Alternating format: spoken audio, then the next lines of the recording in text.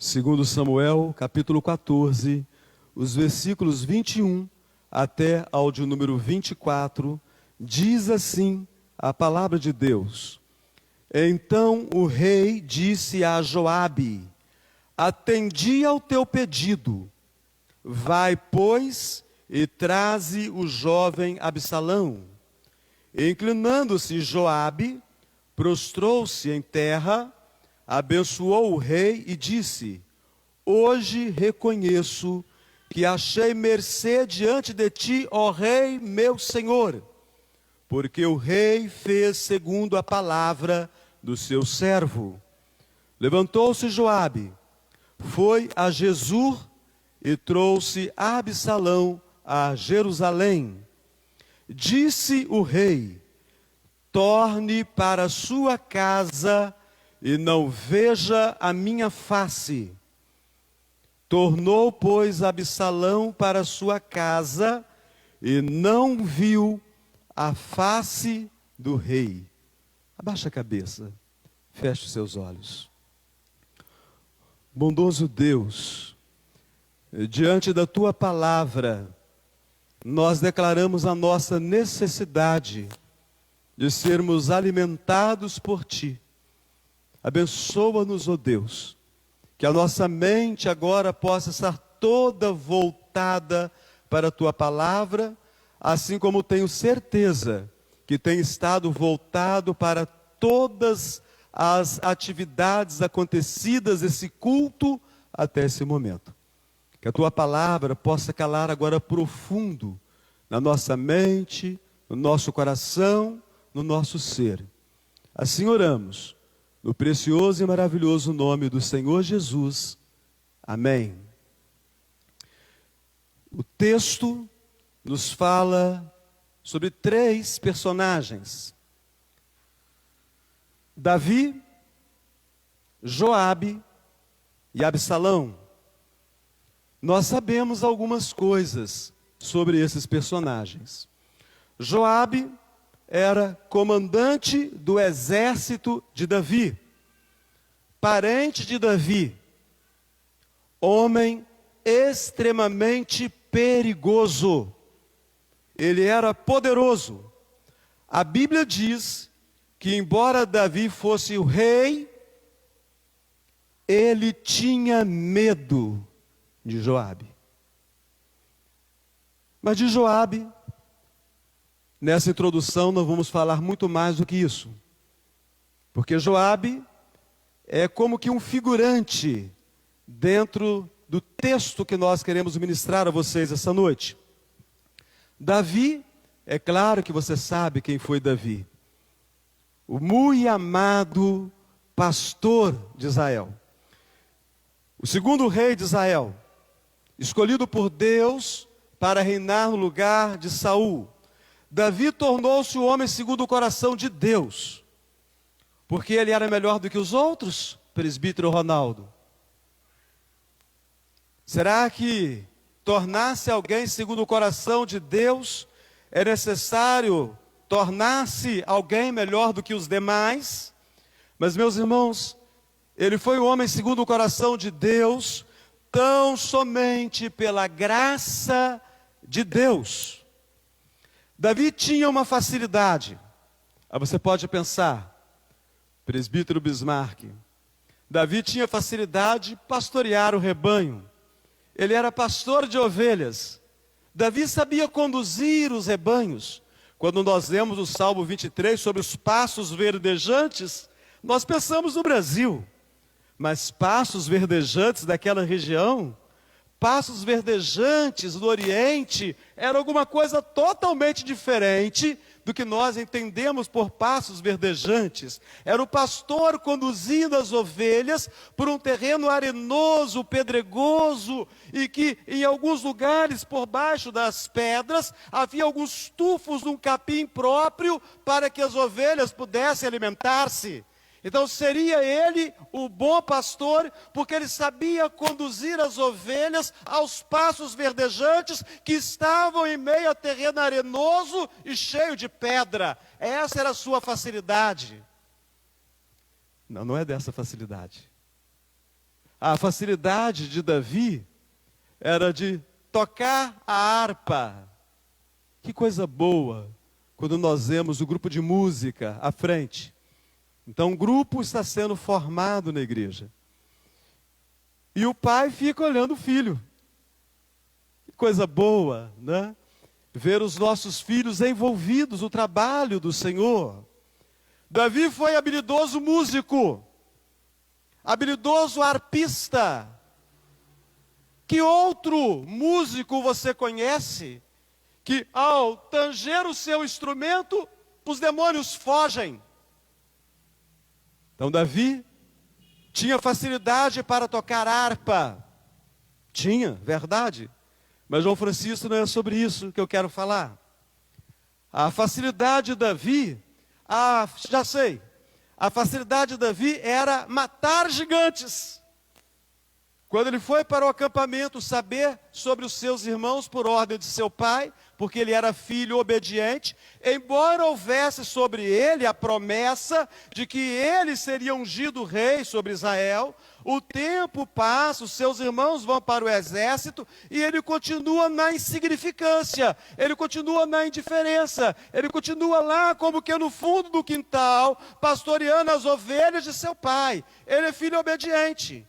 Então ele vai para ver como estão os seus irmãos e encontra o acampamento em polvorosa, porque uma batalha estava para se iniciar com o maior dos adversários de Israel, que foram os filisteus. E essa batalha era única. Essa batalha estava sendo proposta que um guerreiro enfrentasse o outro e que não houvesse mortandade naquele dia. O derramamento de sangue seria apenas entre 2 homens. E todos os demais seriam poupados. O vencedor, o povo perdedor, seria submisso ao povo daquele guerreiro que havia vencido a batalha.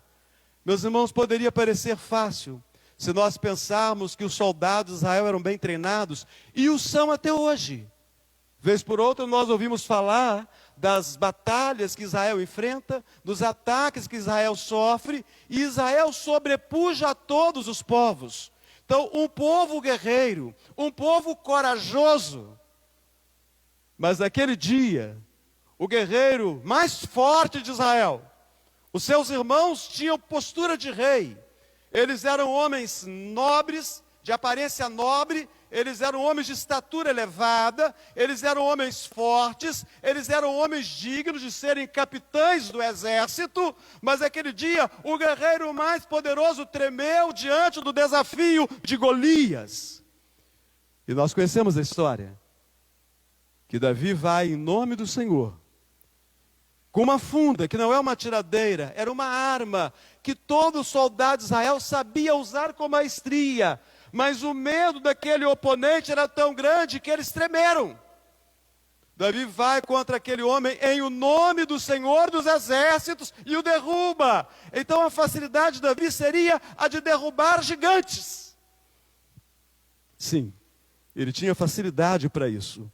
Mas, meus irmãos, a facilidade de Davi, que eu quero compartilhar com vocês, é que Davi, quando confrontado por Deus acerca de seus pecados, ele reconhecia, ele aceitava, ele não se escondia, ele não negava.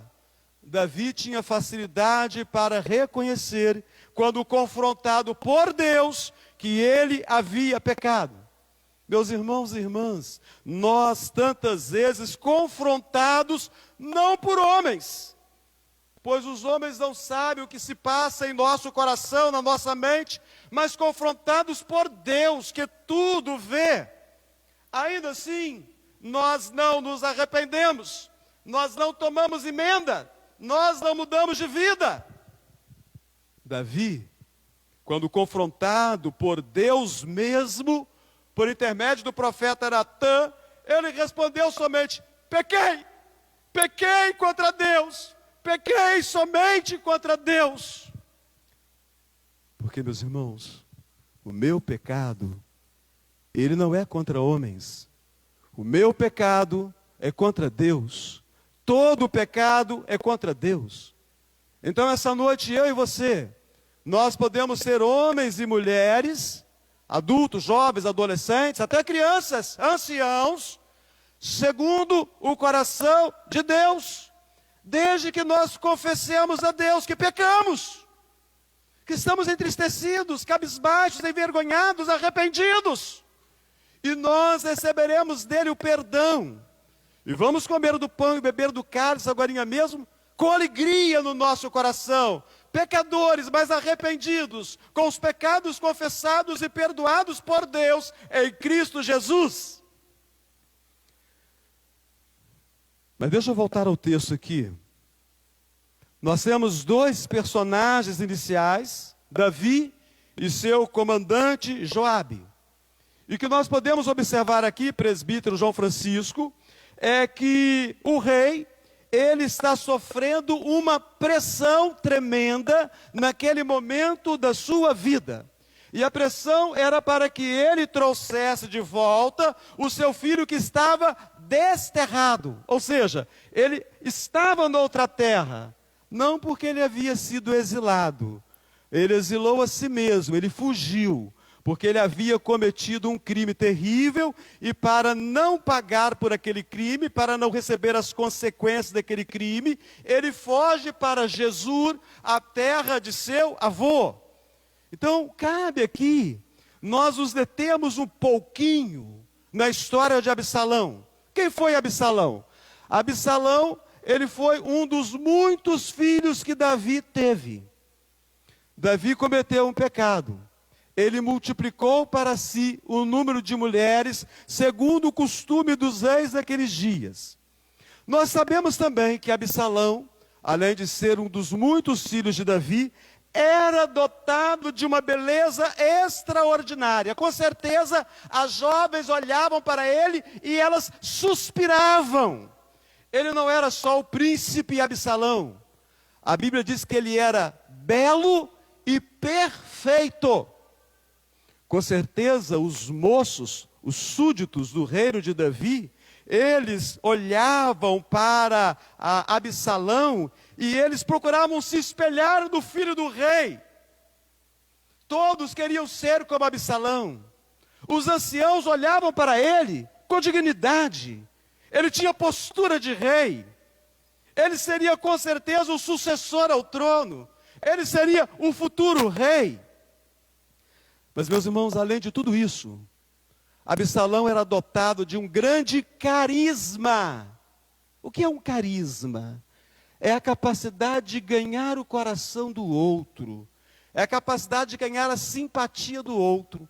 Tem gente que é carismática por natureza. Você se aproxima, você gosta da pessoa. Tem gente que não é carismática.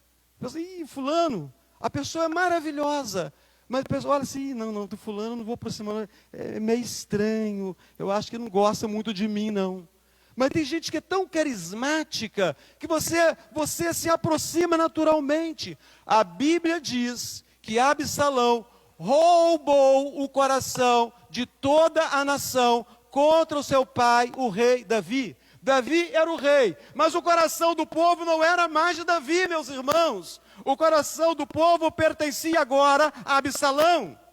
Esse moço tinha tudo para ser feliz, rico, príncipe, saudável, belo, desejado. Nós também sabemos que ele tinha uma irmã, semelhante a ele, lindíssima. O seu nome era Tamar. Até que um dia, uma tragédia terrível se abateu sobre a sua vida, quando um de seus irmãos, Amnon, filho de uma das outras muitas mulheres de Davi, abusou sexualmente de sua meia-irmã Tamar. E Davi não fez nada. E Absalão ficou enlouquecido. E Absalão preparou uma vingança que culminou na morte de seu irmão Amnon. Absalão assassinou a seu irmão Amnon para vingar o ultraje sofrido por sua irmã Tamar. E então ele foge. E ele vai para Jesur, para outra terra. Entende agora? Quando o rei autoriza o comandante Joabe, para que fosse a Jesus trazer o moço Absalão de volta, é por causa disso. Então nós chegamos aqui no nosso texto. Davi está sendo pressionado pelo seu comandante Joabe. Ele é rei, meus irmãos, mas ele está sendo pressionado. Com certeza você sabe o que é isso. Todos nós sofremos pressão. Não há quem quer que seja que nunca tenha sofrido algum tipo de pressão. A grande questão é como nós lidamos com as pressões. Como nós lidamos quando somos pressionados. Porque, meus irmãos, quando nós somos pressionados, como ficam os nossos sentimentos, ô presbítero Bismarck? A flor da pele. Assim ficam os nossos sentimentos. E nós corremos o risco, né, Gilmar? Nós corremos o risco de, tomados pelas emoções, de tomados pelos sentimentos, termos o mesmo comportamento daqueles irmãos da cidade de Tiro, que nós estudamos na última quinta-feira, que ouviram a mesma palavra que Paulo havia ouvido, que receberam o mesmo Espírito que Paulo havia recebido, mas que permitiram aos sentimentos dominá-los de tal maneira que eles tornaram-se em tropeço para que Paulo pudesse cumprir plenamente aquilo que Deus havia estabelecido para a sua vida, e então eles deram vazão ao coração enganoso. Então, meus irmãos, os nossos sentimentos precisam estar sob controle. As nossas emoções precisam estar sob controle, para que nós não venhamos a dar vazão ao coração, do qual as Escrituras dizem que é extremamente corrupto. E então não consigamos ouvir a voz de Deus, ainda que Ele esteja falando com o presbítero João Assis de forma tão clara. E não é isso justamente o que acontece aqui em nosso texto? Davi pressionado, ele toma uma decisão sem pensar plenamente nas implicações daquela decisão que ele estava tomando. Permitir Absalão retornar significava o quê, meus irmãos? Vamos pensar um pouco. Absalão havia assassinado ao seu meio-irmão Amnon e havia fugido para não sofrer as consequências do seu crime, porque mesmo sendo filho do rei, sendo príncipe, ele deveria pagar pelo crime cometido. Então, permitir Absalão retornar significava perdoá-lo de ter assassinado ao próprio irmão. Davi estava aceitando, ao determinar o retorno de Absalão, que seu filho Amnon havia sido assassinado porque de fato havia cometido um crime odioso contra a sua meia-irmã Tamar. Davi estava aceitando que seu filho, o assassino, retornasse para casa. Davi estava perdoando Absalão. Luizinho, será que Davi estava mesmo perdoando Absalão? Olha o texto das Escrituras, meus irmãos. Olhem o versículo de número 24. Olhem o versículo 24. Davi estava perdoando seu filho Absalão ao permitir que ele retornasse. Estava mesmo perdoando? Olha o versículo 24. Disse o rei: torne para sua casa e não veja a minha face. Tornou, pois, Absalão para sua casa e não viu a face do rei. Isso que Davi fez, meus irmãos, não pode ser chamado de perdão. Pelo menos não pode ser chamado de pleno perdão. É como um perdão pela metade. E é o tema dessa noite. Perdão pela metade. Quando se perdoa pela metade, nós ficamos diante de uma situação extremamente confusa. Ao perdoar pela metade, Davi se colocou numa situação confusa. De repente você está numa situação confusa na sua vida, justamente porque você tem perdoado pela metade.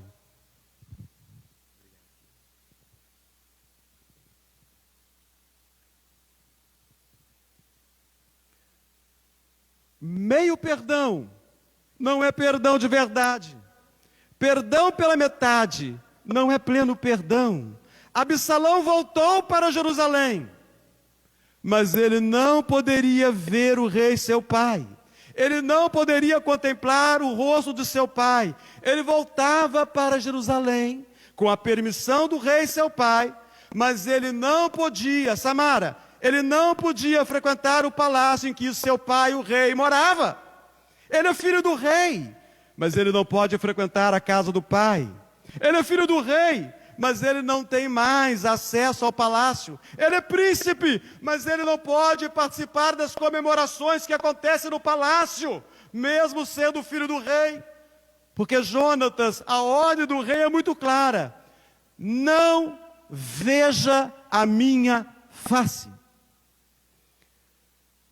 Nós que somos pais, nós ficamos chocados com esse texto. Davi cai no nosso conceito.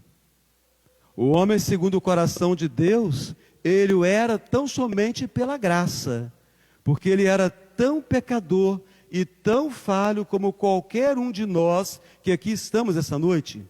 O texto não é o relacionamento de Davi com um vassalo, não é o relacionamento de Davi com um súdito, é o relacionamento de Davi com o seu filho, é o relacionamento de pai e filho. Meus irmãos, isso é perdão? Preste atenção. Eu te perdoo, mas você não frequenta mais a minha casa. Eu te perdoo, mas você não olha mais para a minha cara. Eu te perdoo, mas eu não quero mais conversa com você de jeito nenhum. A família está cheia de perdão assim. E a igreja também. As nossas famílias e as nossas igrejas estão cheias desse tipo de perdão. Será que você já passou por isso? Depois de um desentendimento, você tornou-se descartável. Você foi jogado fora. Perdão que não é perdão, perdão incompleto, perdão imparcial, perdão parcial, perdão pela metade, perdão que não é verdadeiro. Perdão verdadeiro, Leandro, perdão verdadeiro, nós encontramos num outro pai das Escrituras Sagradas. E todos vocês o conhecem muito bem. O nome dele eu não sei. Ele é conhecido como o pai do pródigo. O pródigo foi aquele filho moço que queria sua independência, entendeu que morar com o pai estava atrapalhando, ele não estava avançando, não estava evoluindo por causa do pai. Então ele pede a parte da herança, ele parte de casa, ele gasta aquela herança que ele havia pedido ao pai. Ele cai em desgraça, mas ele também cai em si. E volta arrependido da sua sorte. Ele não volta arrependido por causa da maldade que ele cometera contra o pai. Ele volta arrependido por ter trocado os pés pelas mãos. Ele volta arrependido porque tudo deu errado na vida dele. Ele volta arrependido porque ele tem vergonha de falar com o pai que ele não deu certo, ele fracassou na vida. E então ele pede, ele sai de onde ele está, para encontrar-se com o pai, para pedir ao pai uma coisa: para ser tratado como um dos empregados. Meus irmãos, nós que somos pais, ao pensar numa situação dessa, de que o filho possa se desviar tanto do nosso amor, que o filho possa se tornar tão hostil a nós, a ponto de que quando ele volta tão amargurado de espírito, tão desesperado da vida, e ele não tem coragem de pedir a nós para exercermos a paternidade sobre ele. Ele precisa de um pai, ele está órfão. Ele aceita ser tratado como um dos empregados. O pai vê o filho voltando, o pai corre ao seu encontro, o pai não deixa de terminar o discurso, o pai manda que ele calçasse os pés com sandálias, o pai manda que ele coloque um vestido limpo, o pai manda colocar um anel em seu dedo, o pai abraça, beija, acolhe o filho o perdido. Isso é perdão verdadeiro. Isso não é perdão pela metade. Eu e você precisamos aceitar uma coisa muito difícil essa noite: que os nossos relacionamentos na família e na igreja estão muito mais próximos de Davi e Absalão do que do pai com o filho pródigo. Os nossos relacionamentos estão muito mais parecidos com o de Davi com o seu filho Absalão. Davi recebeu Absalão, mas não tinha vontade de perdoá-lo. Será que isso pode acontecer com você? Eu me perguntei isso a semana inteira. E hoje o dia todo eu me perguntei acerca dessas coisas. Porque o verdadeiro perdão, meus irmãos, ele resulta de uma disposição. E essa disposição, presbítero João Francisco, é a de perdoar plenamente. Você está disposto a perdoar quem te ofendeu? Ou você está disposto a deixar que os seus sentimentos, que as suas emoções dominem a sua mente, dominem o seu coração, e não comer do pão, e não beber do cálice, ou comer do pão e beber do cálice para a condenação? Meus irmãos, quando se perdoa plenamente, quando o perdão é verdadeiro, pode-se ver os seus resultados. Os versículos 21 a 24, olha de novo aí, dá uma olhada nos versículos 21 a 24, nós o lemos aqui de forma pausada e clara. Eu gostaria que você olhasse esses versículos na perspectiva não do pai Davi, mas na perspectiva do pai do pródigo, o qual eu mencionei aqui na nossa narrativa. Quando nós olhamos na perspectiva do pai do pródigo, nós vamos entender que quando há perdão, há abraço e beijo. Absalão se apresentou perante o rei. Como alguém se apresentava perante o rei, o presbítero Ronaldo? Ia lá no trono, puxava uma cadeirinha do lado do trono, bateu um papo. Ô rei, estou aqui, bateu um papo com o senhor hoje, vi que o senhor está meio folgado. Ficava afastado, a uma distância considerável, ajoelhado, olhando para o chão. E os soldados da guarda do rei estavam entre o trono e aquela pessoa. Quando há perdão verdadeiro, o outro não fica de cabeça baixa. Quando há perdão verdadeiro, não há distância, não há separação. Quando há perdão verdadeiro, há abraço, há beijo, há acolhimento. Quando há perdão, os laços afetivos e fraternos são restaurados. Para onde Davi mandou Absalão? Retira-te, vai para a tua casa. Não quero ver a sua cara, menino. Retira-te, vai para a tua casa, que eu não te veja mais e que você não me veja. Como é que o filho pródigo faz? Como é que o pai do pródigo faz? O abraça e o leva para casa. Quando o perdão não é parcial, eu mantenho o outro à distância. Quando o perdão é verdadeiro, é pleno, eu o puxo para junto de mim e nós vamos juntos para a casa, no nosso caso, crentes, para a casa de Deus. Quando há perdão, nós podemos olhar olho no olho, né, Samara? Né, dona Neucina? Podemos olhar olho no olho, né, Jéssica? Podemos olhar olho no olho quando há perdão verdadeiro. Quando não há perdão verdadeiro, a distância por si só já impede a possibilidade de você olhar totalmente a face daquele que você precisa contemplar. Quando há perdão, é permitido ao outro falar. Davi fala sozinho. Sabe por que ele fala sozinho? Porque ele é o dono da verdade. Davi fala sozinho e não dá oportunidade para Absalão falar coisa alguma. Quem sabe, meus irmãos e irmãs, os nossos relacionamentos manchados pelo atrito seriam melhores resolvidos se nós falássemos menos e se nós ouvíssemos mais. Geralmente, quando nós somos ofendidos, nós queremos falar, nós queremos fazer as nossas queixas, nós queremos levantar acusações. Davi, ele fez exatamente o que nós fazemos. Ele deixou claro: menino, aqui quem manda sou eu sou o rei, eu sou o dono da verdade, você cala a boca e não olha para mim. Então, quando o perdão é pela metade, apenas uma das partes fala. Davi fala sozinho, sabe por quê?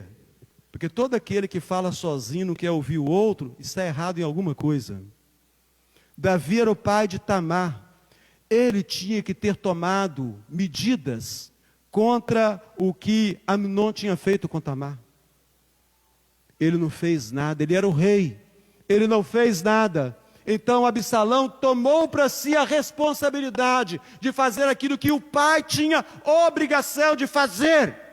Davi era culpado de seu filho ser um assassino. Davi olha para o seu filho e vê a si mesmo. Aquele menino foi instrumento que foi usado para a morte de Amnon, o instrumento que Davi usou. Ao se calar, aquele menino transformou-se numa lança, transformou-se num dardo, transformou-se numa arma para matar ao próprio irmão. Perdão pleno, meus irmãos, só é possível com diálogo. Em um diálogo, dois falam, um não fala sozinho. Então, eu quero restaurar os relacionamentos em crise, eu tenho que permitir que o outro fale também. Porque, meus irmãos, não é verdadeiro o perdão que não permite a aproximação. O perdão verdadeiro, ele repara os laços da afetividade. O perdão verdadeiro, ele aproxima as pessoas. O perdão verdadeiro, ele faz com que as pessoas possam olhar nos olhos. O perdão verdadeiro, ele abre oportunidade para a conversa. O perdão verdadeiro abraça, beija, acolhe. O perdão verdadeiro fala, mas ouve também. E para nós concluirmos esse texto, nós vimos um pai que não perdoou. O que Davi fez não foi perdão pela metade. Então, perdão pela metade não é perdão. Então, Dávia, eu te perdoo, mas você não vai mais na minha casa e eu não vou na sua. Eu te perdoo, mas aqui ó, quero te ver mais não. Eu te perdoo, mas é você para lá e eu para cá. Isso não é perdão. Então, meus irmãos, durante a ministração eu falei do pai que perdoou plenamente o filho rebelde, o pai do pródigo. Ele esperou o retorno do pródigo. Quem ofendeu quem? O pai ou o filho? Quem foi o ofensor? Quem foi o ofensor, presbítero Ronaldo? Foi o filho. O pai saiu correndo atrás dele de qualquer maneira? O filho ofendeu, quer fazer o que dá na telha, é o dono da verdade, eu sei o que é certo, e eu vou para o mundo afora.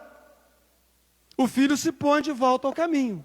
O pai está à espera do filho.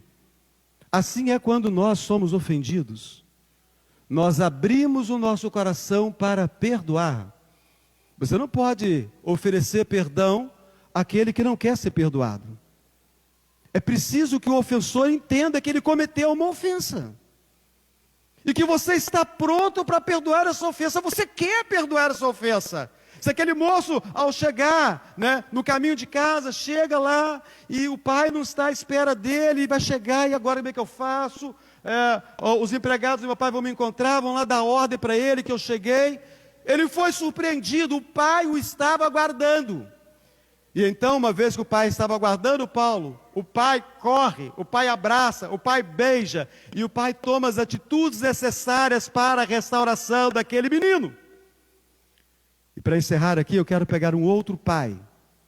O nosso texto da liturgia, Mateus capítulo 6, os versículos 14 e 15. Você pode abrir a sua Bíblia.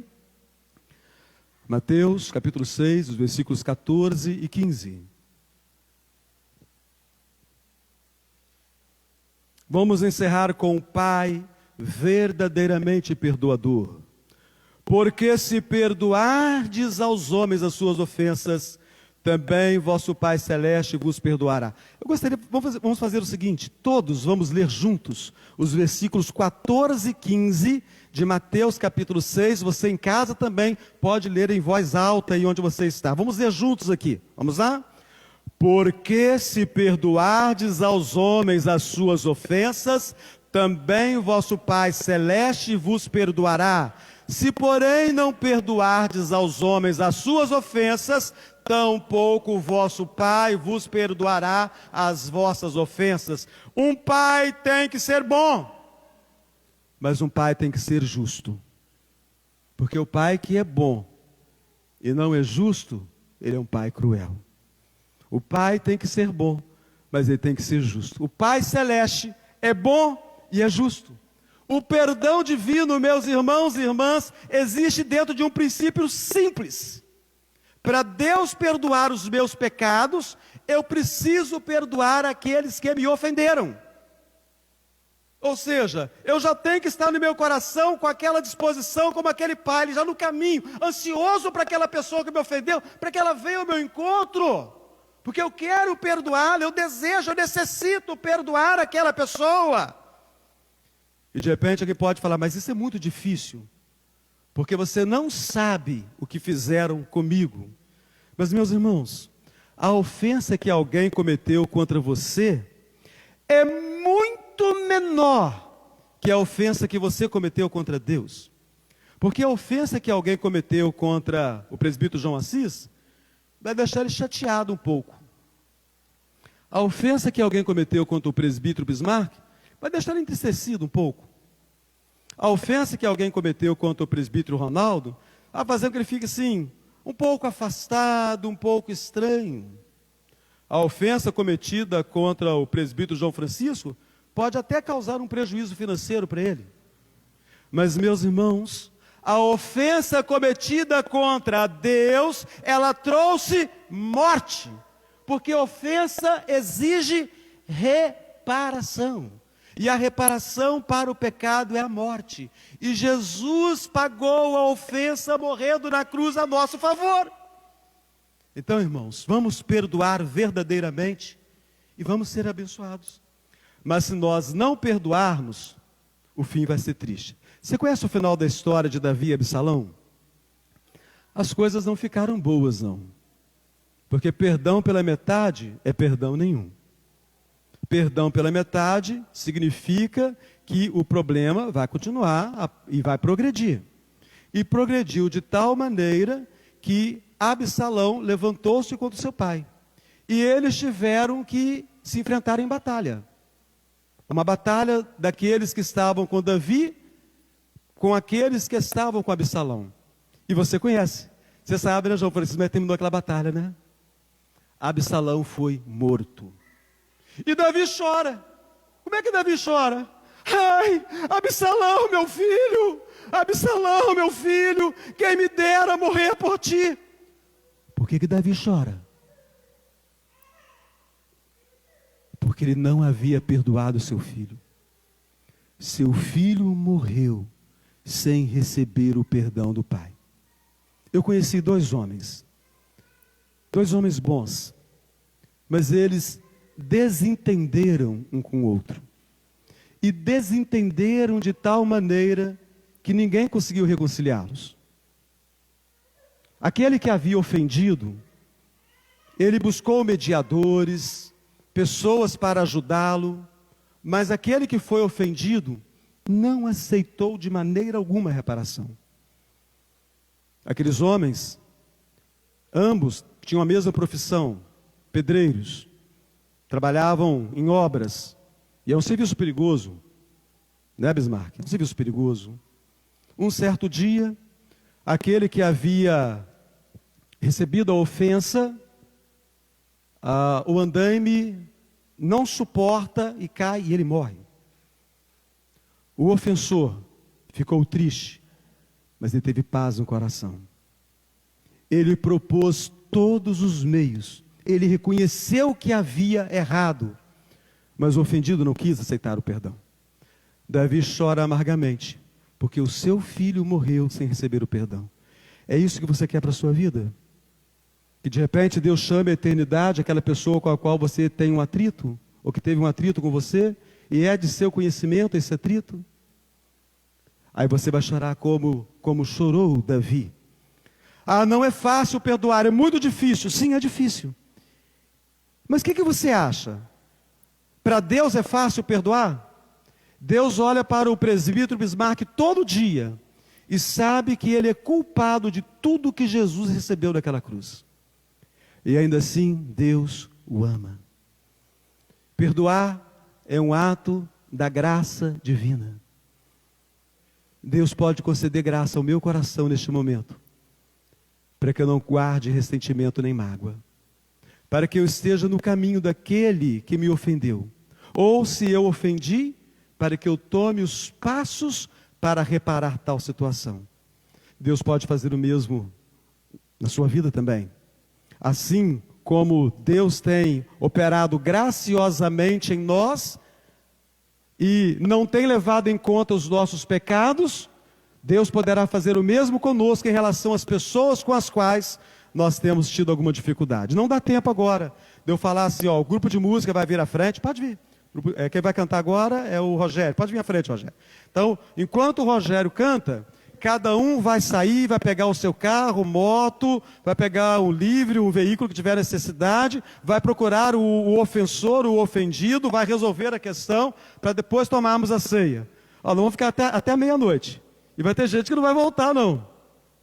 Mas nós podemos tomar essa decisão agora no nosso coração, de não permitir que isso se perpetue na nossa vida. Abaixe a sua cabeça, feche os seus olhos. O bondoso Deus, bendita e santa é a tua palavra. Todas as ocasiões de ceia do Senhor, nós temos trabalhado esse tema, perdão, porque é um tema mal resolvido nas nossas vidas. Nós ofendemos e nós fomos ofendidos. Todos nós temos esse tipo de experiência. Nós precisamos resolver essas questões, porque uma ofensa muito grande, impagável, ela foi cometida contra Deus. Mas Deus, em sua graça em Cristo, nos concede o perdão. Que essa mesma graça derramada sobre nós, nos permita vermos os relacionamentos restaurados. Assim nós oramos, ó Deus, a fim de que possamos participar essa noite com alegria do pão e do cálice. Oramos assim no nome santo do Senhor Jesus. Amém.